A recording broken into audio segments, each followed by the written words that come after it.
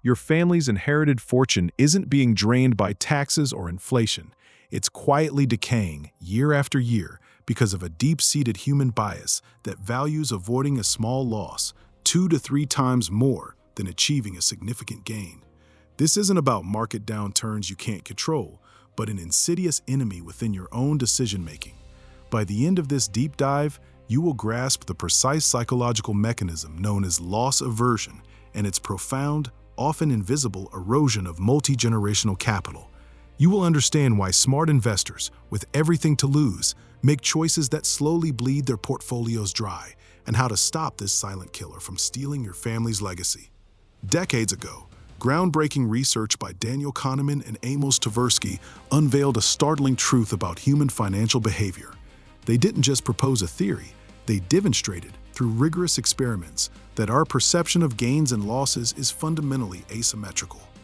The psychological pain of losing $100 feels demonstrably more intense than the pleasure of gaining $100 feels good. This isn't a minor quirk, it's a foundational operating principle of the human mind, hardwired into our very being. Imagine a high-net-worth individual considering a new, promising venture.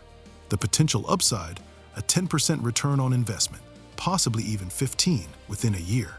The potential downside, a 5% loss if the project fails. Logically, the upside is clearly favorable, representing a 2-to-1 or 3-to-1 risk-reward ratio. Yet, studies consistently show most people would demand a potential gain of at least 20%, sometimes even 30%, to accept that same 5% risk of loss. The perceived value of avoiding that modest loss far outweighs the allure of a significantly larger gain. This inherent bias shapes every investment decision, every strategic pivot, and every portfolio adjustment, often without us even realizing it. It's why holding on to a stagnant property, refusing to acknowledge a declining market, feels safer than selling at a small discount and reinvesting those funds into something with greater upward trajectory. The current loss is painful, sure, but the potential future gains from a new asset are simply not weighted equally in our minds. Understanding this fundamental asymmetry is crucial. If this unraveling of hidden psychological traps helps you see the financial world more clearly, please consider liking this video and subscribing to the channel. It signals to the algorithm that decoding these fundamental economic and behavioral forces matters, ensuring more people discover these insights and allowing us to keep investigating the real drivers of wealth and capital. This isn't just about avoiding mistakes, it's about optimizing potential. Without acknowledging this bias, our decisions are perpetually skewed, leading us to take too little risk when opportunity knocks and too much risk when we should cut our losses. The question then becomes, how does this psychological asymmetry translate into the irreversible capital decay that quietly erodes multi-generational wealth? The true insidious power of loss aversion lies not just in risk assessment, but in how it paralyzes decision-making, particularly when capital is already at stake. Consider a portfolio manager overseeing a multi-million-dollar fund, or a family office holding a block of shares that has fallen 15% from its purchase price. Rationally, if the underlying fundamentals of that company have deteriorated, or if better opportunities have emerged elsewhere, the optimal course of action is clear. Sell the position, realize the loss, and reallocate that capital to a higher potential asset. But the internal struggle, the psychological friction, is immense.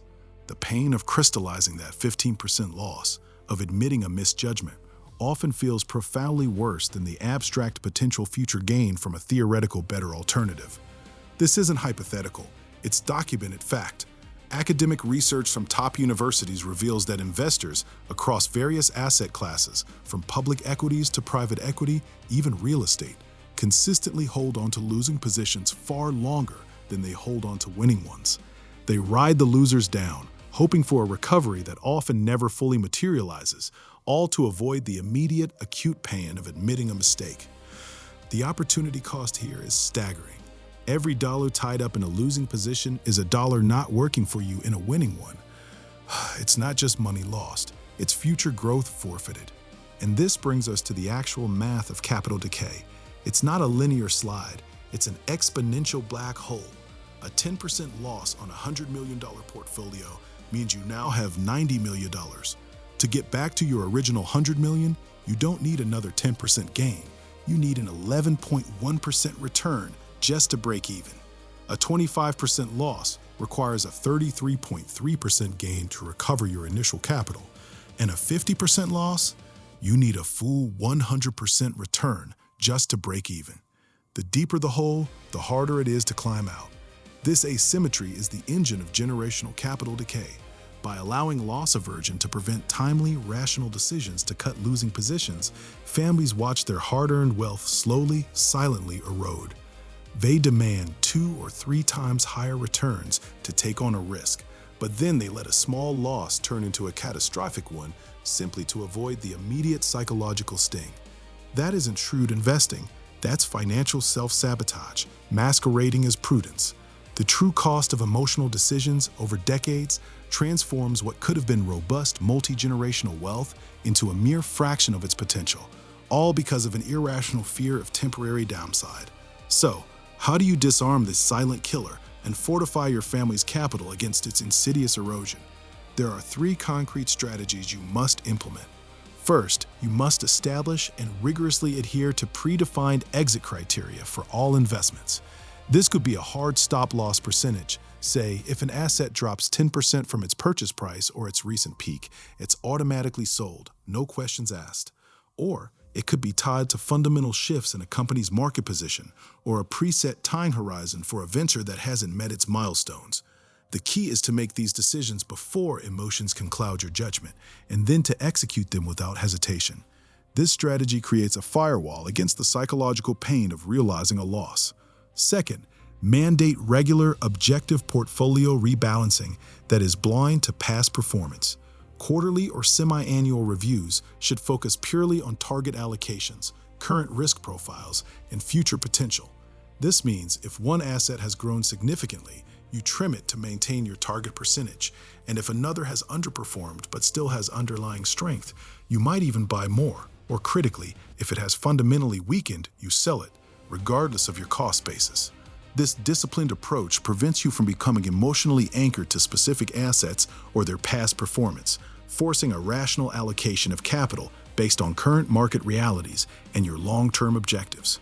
Finally, especially for multi-generational wealth structures, you need to bifurcate decision-making. Separate the emotional, subjective aspects of wealth from the analytical, objective ones. Establish a clear governance structure, perhaps a board of trustees or an independent investment committee, where objective, data-driven analysis dictates asset allocation and divestment, particularly during downturns or periods of underperformance.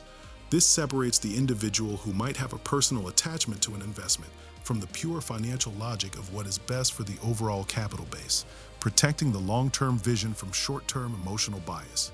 You now understand why so many seemingly intelligent individuals with vast resources still make financial decisions that erode their long-term wealth. You see the invisible hand of primal psychology steering choices, not just market forces or economic conditions. This isn't about being smart enough, it's about being aware enough to counteract your own hardwired biases, to understand that the human brain, despite its brilliance, is not natively wired for optimal financial decision-making over the long term. What specific investment has loss aversion cost your family the most?